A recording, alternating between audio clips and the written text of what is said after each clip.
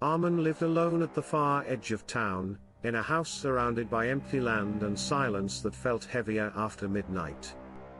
There were no streetlights outside, no passing cars, no distant sounds to remind him that the world still existed beyond his walls. That night, the silence was different. It wasn't peaceful. It felt watchful. At exactly 2:17 in the morning, Arman's eyes opened suddenly. He didn't know why. There was no nightmare, no obvious noise, just a feeling deep in his chest that something wasn't right. He lay still, staring into the darkness of his room. And then he heard it. A knock. Slow. Deliberate. Knock. Knock. Knock. Arman didn't move. His breath caught as he listened carefully, hoping it was just his imagination playing tricks on him. But the sound came again. Knock. Knock. Knock. This time louder. More certain. He slowly sat up, his heartbeat beginning to rise. No one ever came to his house. No one even knew him well enough to visit, especially not at this hour. Yet someone was at his door. Or something. Arman swung his legs off the bed and stood up. The floor felt cold beneath his feet, as he stepped into the hallway.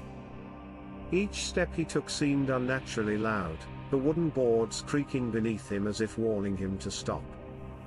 When he reached the front door, he hesitated. Then, slowly, he leaned forward and looked through the peephole. There was nothing there. No figure. No movement. Only darkness staring back at him.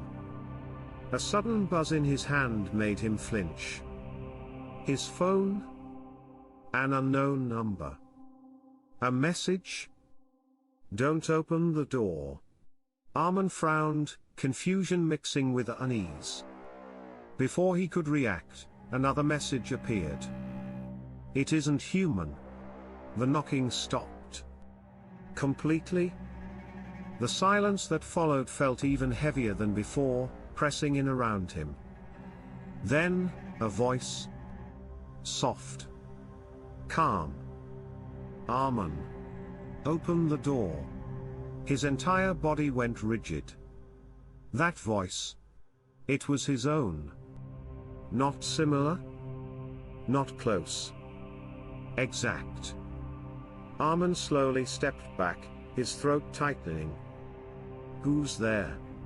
He managed to say, though his voice barely sounded like his own anymore.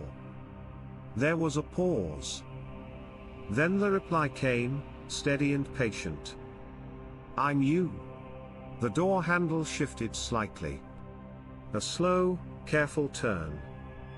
But Arman had locked it. He knew he had. His phone buzzed again in his trembling hand. Don't talk to it. It learns your voice.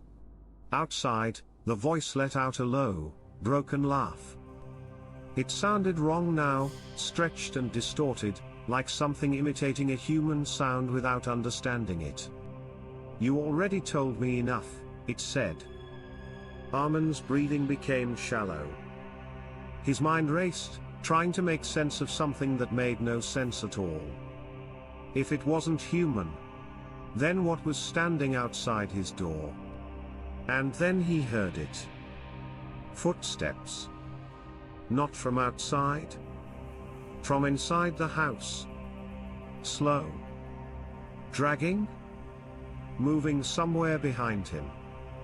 Arman turned around instantly, his heart pounding so hard it hurt. The hallway was empty. But the air had changed. It felt thicker. Warmer. Occupied. The voice outside spoke again, quieter now. You checked the door. There was a long pause. Then, almost like a whisper of amusement, but not the windows. At that moment, every light in the house flickered violently. The television turned on by itself, filling the room with a low static hum.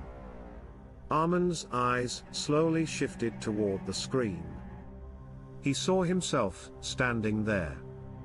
Still. Frozen. But the reflection wasn't copying him. It was smiling.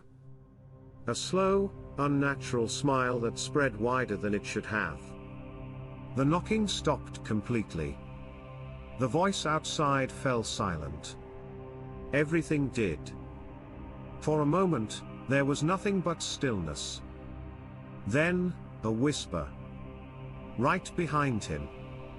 So close he could feel the breath against his ear. Now. I don't need the door.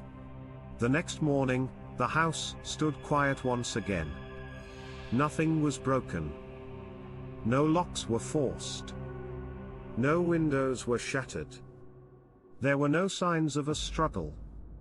No trace of Arman. Only one thing remained. Scratched deeply into the inside of the front door, carved with something sharp and desperate, it sounds exactly like you. And sometimes, it doesn't knock to come in. Sometimes, it's already inside.